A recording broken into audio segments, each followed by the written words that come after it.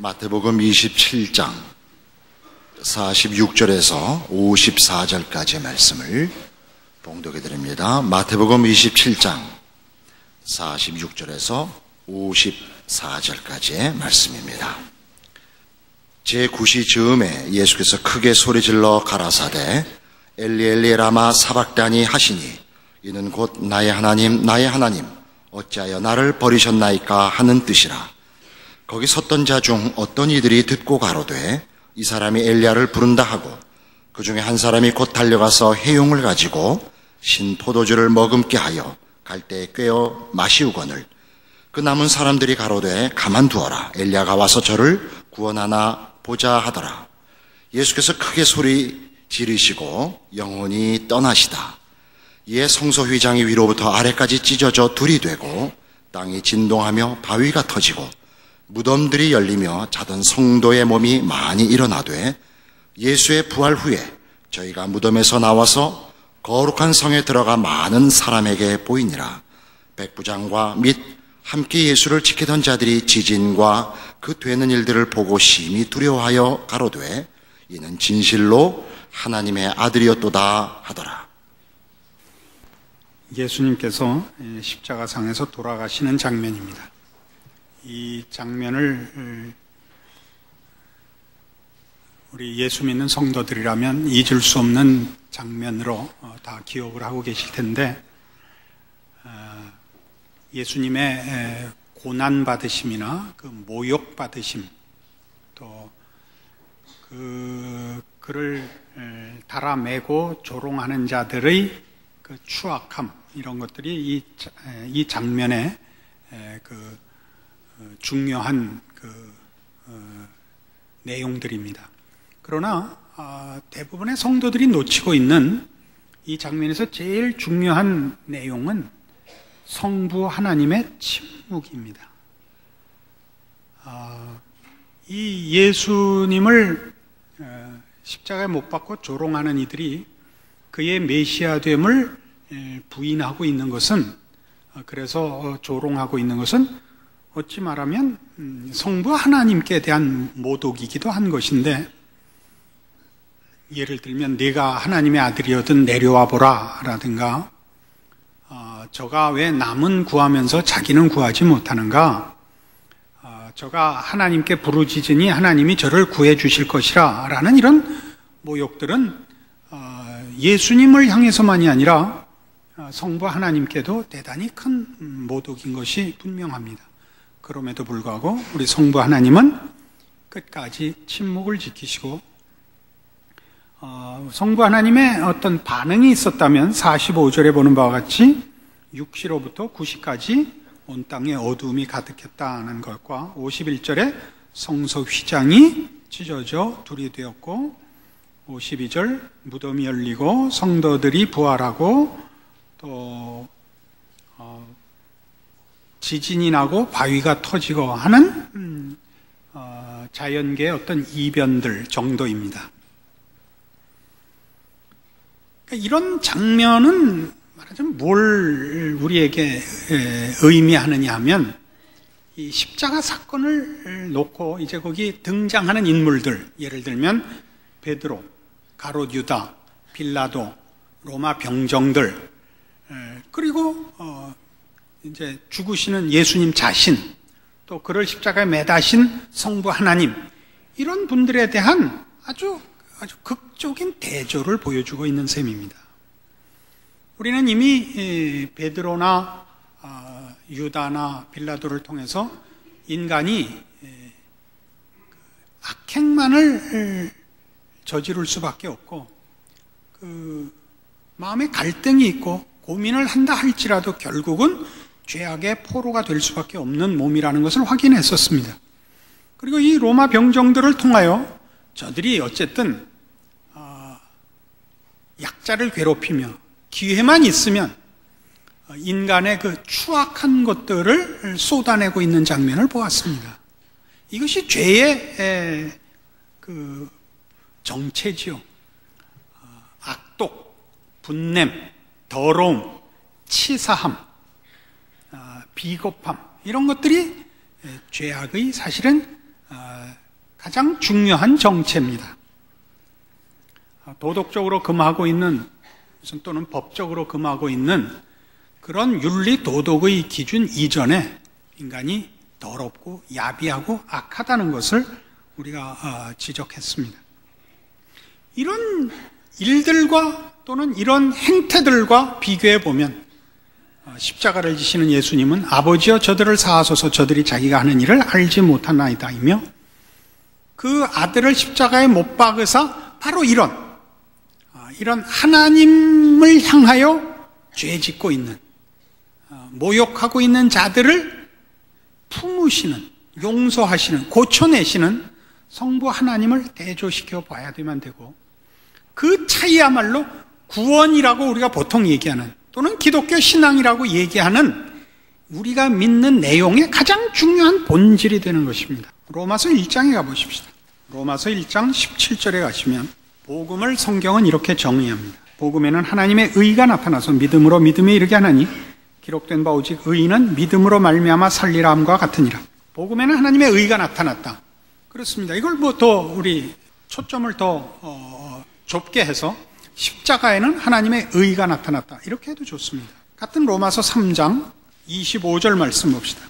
곧 이때 자기의 의로우심을 나타내사 자기도 의로우시면 25절부터 있죠. 이 예수를 하나님이 그의 피로 인하여 믿음으로 말미암는 화목 제물로 세우셨으니 이는 하나님께서 길이 참으시는 중에 전에 지은 죄를 간과하심으로 자기의 의로우심을 나타내려 하심이니 곧 이때 자기의 의로우심을 나타내사 자기도 의로우시며 또한 예수 믿는 자를 의롭다 하려 하심이니라.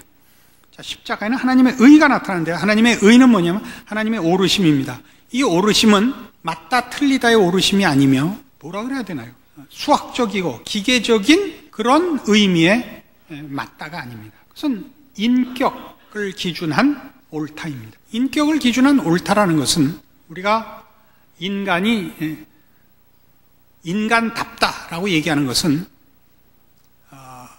죄를 짓지 않는다, 거짓말을 하지 않는다, 사기를 치지 않는다, 이런 뭐라 그래야 되나요? 이런 아주 부정적이고 소극적인 기준을 가지고 얘기하는 것이 아니라 굉장히 적극적인 것, 기계적이고 산술적인 것 아닌 것, 훨씬 높은 것, 인간만이 가지는 기준에 의해서 인간을 평가할 때 쓰는 용어인 것입니다. 인간이 인간에 대하여 항복할 때는 우리는 그 인간이 인격이라는 기준 하에서 가지는 바 고급한 경지를 가지고 항복을 합니다. 포용력, 이해력, 용서, 관용, 기다려줌, 이해함, 이런 것들을 우리는 한 사람을 평가할 때 항복할 만한 내용으로 내놓습니다. 물론 인간은 징그러운 존재이기도 합니다. 인간이 징그러운, 밉고 증오의 대상이 될 수 있는 것은 그가 기대를 할 만한 자이기 때문에 그 기대를 저버리고 그 반대로 갈 때 증오스럽고 추악해지는 것입니다. 자연은 그렇지 않습니다. 사람에게 된 사람들은 다 산으로 갑니다. 산으로 가는 가장 큰 이유는 산은 배신하지 않기 때문입니다. 그건 말이 조금 안 맞습니다. 왜냐하면 자연은 기대의 대상이 아니기 때문에 배신을 할 수가 없습니다. 인간만이 배신을 합니다. 그거는 기대의 대상인 탓입니다. 그러니까 인간은 사랑과 존경의 대상이 될 수도 있고 반대로 증오와 원한의 대상이 될 수도 있는 것이죠. 그러니까 인간에 대해서 항복을 할 때는 바로 이 자연같이 무슨 무덤덤하게 목사가 떨어져도 죽이고 중이 떨어져도 죽이고 하는 이런 무정한 그런 법칙에 의해서 평가를 하면 안 되죠. 한 인간을 평가할 때는 그 사람의 그때의 상황과 조건에 따라서 대접을 하며 반응을 해서 위로를 하기도 하고 힘을 실어주기도 하고 그러는 것 아닙니까? 그때 우리는 그 사람에 대해서 항복하는 것입니다. 우리 기독교 신앙이 우리 하나님 아버지를 우리 기독교 신앙의 모든 근거와 기준과 권위로 그 초점을 삼습니다. 왜 그러냐? 우리 하나님은 영광과 찬송과 경배를 받으시기에 합당하신 분이기 때문에 그렇습니다. 이 영광과 존귀와 찬송과 경배를 받으시기에 합당하시다는 건 뭐냐? 바로 이런 차원에서입니다. 그는 우리와 생각이 다릅니다. 같은 로마서 5장 6절 이하에 이렇게 되어 있습니다. 우리가 아직 연약할 때 기약대로 그리스도께서 경건치 않은 자를 위하여 죽으셨도다. 의인을 위하여 죽는 자가 쉽지 않고 선인을 위하여 용감히 죽는 자가 혹 있거니와 우리가 아직 죄인 되었을 때 그리스도께서 우리를 위하여 죽으심으로 하나님께서 우리에게 대한 자기의 사랑을 확증하셨느니라. 이 모욕하는 군사들, 그를 팔아먹은 당시 타락한 지도자들을 위하여 예수님이 십자가를 지시며 하나님께서 그 죽음을 그 사건을 감수하시는 것입니다. 여기에 하나님의 하나님 되시는 높으심이 있는 거죠. 그 오래 참으심과 그 넉넉한 사랑과 자비와 긍휼 앞에 우리가 항복하는 것입니다. 다만 없었던 걸로 하는 것이 아니라 그렇게 하여 우리를 고쳐내기 위하여 당신의 모든 고통을 또는 모욕을 감수하시는 것이죠. 이런 차원에서 우리 기독교 신앙의 가장 중요한 내용들은 이런 더럽고 야비함고 악함에서부터 이 거룩함으로의 전환입니다. 이것이 구원입니다. 여러분이 예수 믿고 그렇지 않았을 때와의 차이를 무엇을 가지고 대조를 하느냐, 비교를 하느냐는 여러분 신앙생활에 굉장히 중요한 문제가 되는데 대부분은 다 옛날엔 나를 위하여 살았다. 쓸데없는 것을 위하여 살았다. 이젠 주를 위하여 살리라. 뭐 십자가 군병 되어서가 됐고, 그래서 이 전도하고 선교하고 뭐 이렇게 나서고 행사하는 일에 훨씬 그 신앙적인 무게를 싣고 그것으로 책임을 한다고 생각하면 꼭 정답이라고 얘기할 수가 없습니다. 그보다 또 본질적이어야 됩니다. 그 본질적인 건 뭐냐면 바로 이겁니다. 여러분의 마음에 악한 것과 더러운 것을 끊어버리고 거룩한 것과 선과 겸손과 자비로 여러분을 몰고 가는 것, 이것이 구원입니다. 마태복음 5장에 가보시죠. 마태복음 5장 43절 이하에 이런 말씀이 나옵니다. 또 내 이웃을 사랑하고 내 원수를 미워하라 했다는 것을 너희가 들었으나 나는 너희에게 이르노니 너희 원수를 사랑하며 너희를 핍박하는 자를 위하여 기도하라. 원수를 사랑하라, 핍박하는 자를 위하여 기도하라. 이것이 멋있는 거니까, 이게 높은 거니까 그렇습니다. 이거는 다 이같이 한즉 하늘에 계신 너희 아버지의 아들이 되리니입니다. 윤리적, 도덕적 혹은 무슨 종교적 가치 이전에 우리를 죄와 사망에서 꺼내신 하나님, 더러움과 야비함에서 꺼내신 하나님이 더러움과 야비함에서 이 하나님의 하나님다우심, 우리를 위하여 그 아들을 보내시고 십자가에 매다시는 그 하나님의 품성에 초대하고 있는 겁니다. 구체적으로 뭐냐? 원수를 사랑하는 것이요, 우리를 핍박하는 자를 위하여 기도하는 것입니다. 이같이 해야 하나님의 우리 아버지의 아들이 됩니다. 이게 구원입니다. 그러니까 구원이 뭐냐? 여러분 스스로에게 묻고 확인하는 방법과 또 제3자에게 여러분이 구원받은 자, 하나님의 백성이라는 이름으로 존재함으로써 증거해야 될 첫 번째가 뭐냐? 더럽고 야비한 데서부터의 해방입니다. 자기를 증명하기 위해 남을 깔아뭉개지 않는 것입니다. 우리는 예수를 믿기 전하고 믿은 다음에 차이가 뭐냐면, 예수 믿기 전에는 세상을 위해 살았고 예수 믿고는 신앙을 위해서 산다. 맞는 말인데 그것이 굉장히 형태적이고 굉장히 원색적이라서, 옛날에는 돈 벌고 세상에서 입신양명하려고 살았다면 이제는 주의 나라와 주를 위하여 무슨 일을 하는 십자가 군병이란 말이에요. 그러니까 뭘 자꾸 해요. 뭘 하는데 하는 자의 변화는 없단 말이에요. 하는 자의 변화, 그게 더 중요한 거예요. 그러니까 여러분이 예수 믿고 그 구원의 감격과 주를 향한 헌신의 열심 때문에 뭘 자꾸 요구하냐면, 주를 위하여 내가 열심을 갖고 있사오니 그 열심을 결실할 수 있는 조건을 만족시켜 주십시오, 이거 아니에요. 돈 주시고 건강 주시고 지위 주시고 똑똑한 머리 주십시오, 아니에요. 이게 아니고, 그거 안 주잖아요, 하나님이.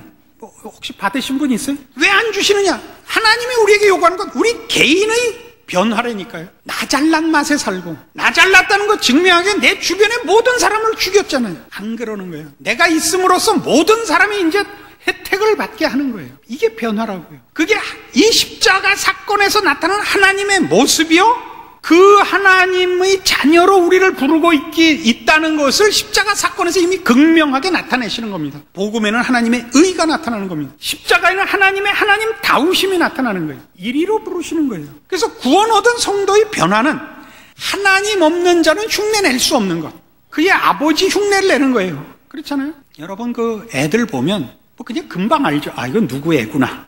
국화빵 안에요 다. 그 기계에서 나오는 거 아니에요. 그럼 하나님을 아버지라 부르면 그 아들이어야 되고, 하나님 없는 자들은 다른 거예요. 이 지금 우리 읽는 본문에 뭐라 그러냐면 47절, 또 너희가 너희 형제에게만 무난하면 남보다 더하는 것이 무엇이냐? 이방인들도 이같이 아니하느냐? 이방인은 뭐예요? 여기서 하나님을 아버지로 섬기지 않는 자들, 하나님 없는 자들. 또 뭐는 하냐면 자기 형제에겐 무난한다고요. 우리는 하나님을 아버지로 둔 자예요. 어떤 하나님? 이 하나님, 오늘 이 예수 그리스도의 십자가 사건에 침묵하시는 하나님, 그 모든 몰지각한 행동들과 모욕적인 행동들을 감수하시는 하나님, 포용하시는 하나님, 용서하시는 하나님, 그리하여 저들을 고쳐내사 당신의 하나님 되심을 증명하시는 하나님, 이 하나님을 우리가 아버지라 부르게 되는 거예요. 그리로 부르고 있는 거예요. 저는 옛날 어렸을 때 추억이 뭐 이렇게 몇 개 없습니다만은, 어려서 가졌던 추억 속에 이런 몇 가지 기억 남는 추억은 이겁니다. 어른은 이렇게 다르구나. 어렸을 때 어른과 아이는 이래서 차이가 나는구나 하는 추억들이 몇 개 있습니다. 그 어른에 관한 추억 중에 초등학교 다닐 때로 기억을 하는데, 동네 골목에서 저희 어렸을 때는 팽이 찍기 놀이라는 걸 했습니다. 여러분들도 도로는 했을 거라고 생각합니다만, 지금 뭐 굉장히 사나운 게임입니다. 그 꼴찌부터 먼저 팽이를 돌리고 점점 위로 팽이를 갖다 찍는 거죠. 총알 박은 팽이로 반 쪼개지라고. 그러니까 뭐 이렇게 굉장히 사나운 거예요. 그 망나니들 같이 구는 거죠. 사형의 그 처형을 하기 위해서 이제 자리 잡고 길길이 날뛰고 있는데, 아주머니 한 분이, 허름하게 입으신 아주머니 한 분이 빈 시루를 지고 지나가시게 됐어요. 골목길을 우리가 뭐 한 대여섯 명이 막고 길길이 날뛰어서 지나가실 수가 없게. 얘들아, 나 좀 지나가게 잠깐 서라. 잠깐 쉴 수가 없어요, 그게. 그 뭐 여러분 이번 축구에서도 봤지만 그 슛 타임이 잠깐밖에 없다고요. 그때를 노려야 돼. 이 아주머니가 그만 꽝 부딪혀갖고 넘어지시고 시루는 그냥 깨졌습니다. 우리 이제 다 모든 게임이 스톱입니다. 왜냐하면 당시 그때는 60년대에는 뭐 우리나라 경제 사정이 말할 수 없는 때였고, 시루만 해도 굉장히 값이 나가는 재산입니다. 그럼 그거를 본인이 감수하고 가실 만한 재산가는 그때 몇 없었습니다. 틀림없이 다 같이 물어야 되는 겁니다. 6명이. 집에 하나씩 이제 귀때기 잡혀갖고 가서 전부 합의하에 얼마라고 하고 그 값만큼 한 일주일 맞아야 되는 겁니다. 그 아주머님이 손을 털고 일어나시더니 그 파편을 다 치우시더라고요. 그러더니 거봐라 얘들아, 사람 다치고 그릇 깨지지 않니? 앞으로는 조심해라. 그러고 그냥 가셨어요. 제가 한 달 동안 밥을 못 먹었다는 거 아닙니까? 너무 충격을 받았어요. 분명히 여유 있어 보이는 분이 아닙니다. 어렸을 때 봤던 어른은 이래서 다르구나라는 아주 잊혀지지 않는 하나의 기억입니다. 오늘날 예수 믿는 사람에게 이런 충격이 있습니까? 예수 믿는 사람은 다르구나, 이 충격이 있습니까? 밖에 나가면요, 예수 믿는 사람에 대한 평가는 이거예요. 빨갱이하고 똑같은 놈들이에요. 왜 그러죠? 말만 많은 놈들이라. 변화가 없다니까요. 그 개인의 인격의 본질의 변화를 아무도 보지 못하고 있습니다. 그 충격이 없어요. 무슨 프란시스코 같이 되고, 무슨 또 누구죠? 저기 나타샤가 아니고 테레사나 나타샤나 그렇게 되라는 게 아니에요. 그렇게 온 세계가 보는 성자가 되라는 얘기가 아니라, 뭐에서 다른 거예요? 악의와 치사함과 야비함에서 벗어나 있어야 된다고요. 최소한 그 벗어나는 싸움을 하고 있어야 된다고요. 이 변화가 없다고요. 이 십자가를 모독하는 거라니까요. 천주교에서는 그렇게 하죠. 그 세례명을 성자 이름을 붙이죠. 그러니까 뭐 테레사, 뭐 막달레나 이렇게. 난 우리 딸 낳을 때는 이만한 신앙 수준이 안 돼서 그냥 수진이라고 붙였는데 손녀를 낳으면 붙이려 그래요. 아줌마라고. 난 그 시루떡 아줌마를 잊을 수가 없어요. 왜 이걸 우리가 못해요? 왜 이걸 못하냐 말이에요. 이걸 못한다는 거는 신자로서의 제3자 앞에서의 책임으로서의 문제만이 아니고 스스로의 신앙에 대한 감격이라는 차원에서도 문제라고요. 내가 예수 믿는 게 맞나? 내가 구원 얻은 게 맞나? 라는 시점에서도 문제가 된다고요. 이게 뭔가가 된다니까. 이게 뭔가. 예수 믿는 게 뭔가가 된다고요. 그 밤낮 무슨 얘기만 하게 되냐면 어느 날 저기 먼데 가서 선교사 하다가 뭐 목숨 걸고 하다 와서 얘기한 감격스러운 간증만 쫓아다니게 돼요. 그래야만 비로소 예수 믿은 그 감각이 오고, 일상에서는 예수 믿은 감각이 없다니까요. 왜? 기준이 틀려서. 십자가의 가치와 구원 얻은 기준에 대한 이해를 잘못하는 바람에 긴 것 같지 않은 거예요. 로마서 15장에 가시면, 그래서 예수 믿는 자에게 요구하는 가장 우선적인 신앙의 그 자세가 뭐냐 할 때 이거예요. 로마서 15장 7절. 이러므로 그리스도께서 우리를 받아 하나님께 영광을 돌리심과 같이 너희도 서로 받으라. 하나님께서 뭘로 영광을 받으셨다고요? 하나님이 그의 의를 어떻게 나타내셨다고요? 용서하심으로. 우리가 살면서 만나는 그 가장 중요한 신앙적인 그 환경이 뭐냐 하면요, 우리 이웃과 얽히는 거예요. 안 그래요? 여러분 사는 동네, 여러분의 공동체, 직장, 친척, 혈연관계든 무슨 뭐 또는 학연이든 이렇게, 그러면 어느 집합체든지 거긴 눈꼴신 놈이 있게 마련이에요. 안 그래요? 마음에 안 들면 저 새끼는 왜 우리나라에 태어났을까? 저 일본에서 왜 안 태어났을까? 그게 꼭 있다고요. 그거 참는 게 신앙이라고요. 그거 참으시라고요. 웃으라고요. 웃어. 앞에 가서 히히 긁지 말고 참으세요. 견디세요. 그게 실력이에요.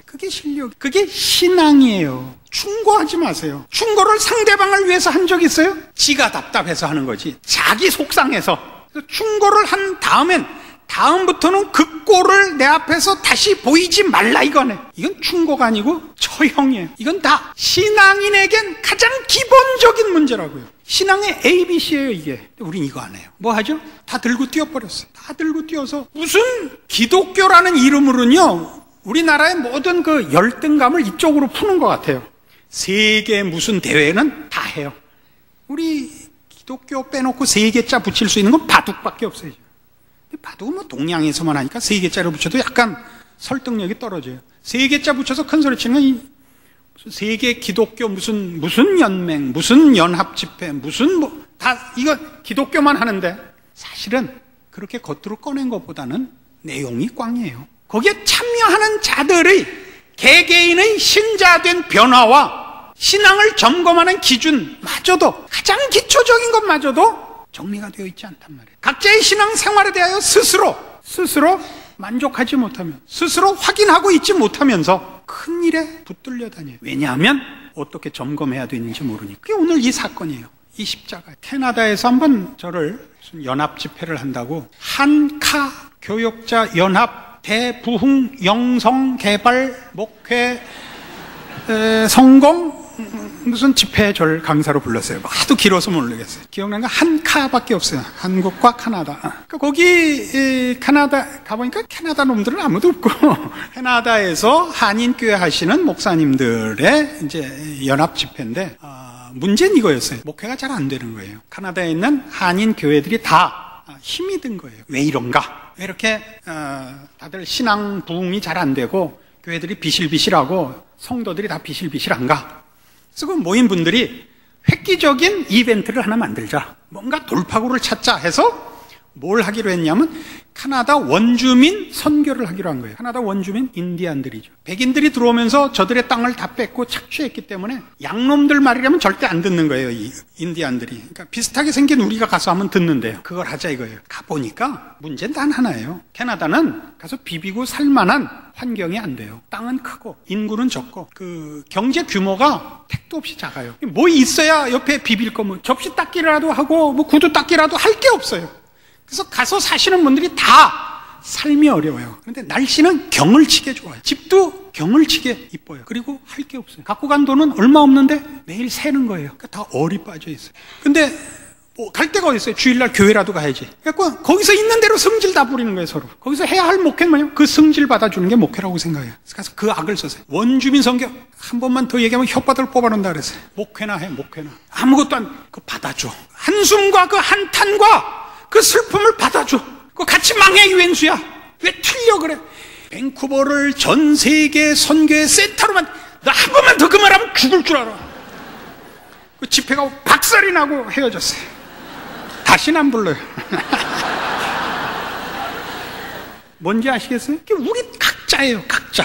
뭔가 하나 했으면 좋겠죠. 그러니까 이 판에 우즈베키스탄으로 갈까요? 아니 무슨 저기 세네갈로 갈까? 이번에 또 축구도 잘하던데. 이렇게 갔다가 밀지 마세요. 여러분 지지고 볶고 있는 여러분의 하나님이 정해준 그 환경과 무대, 그래서 여러분 10명의 의인 중에 하나가 되는 거예요. 여러분 이웃을 사랑하고 사는 거예요. 여러분의 원수와 여러분을 핍박하는 자를 위하여 기도하고 사랑하고 버티는 거예요. 언제까지? 돌아가실 때까지. 여러분 살아생전에 여러분이 그 버틴 열매를 본다는 보장은 없지만 그걸 버티는 것이 여러분의 선교요, 신앙이에요. 여러분의 책임이요, 여러분의 특권이에요. 이게 십자가예요. 이게 구원이에요. 이게 신자된 존재의 책임이요, 인생이에요. 남의 거 볼 틈이 없어요. 내일 해야 돼요. 내일 하세요. 각자 자기 일을 하세요. 여러분이 할 필요도 없고 해서는 안 되는데 고개를 빼면 이렇게 써 있을 거예요. 너 죽을래? 이렇게 써 있어요. 작년도부터 제가 영빨이 확 세지면서 이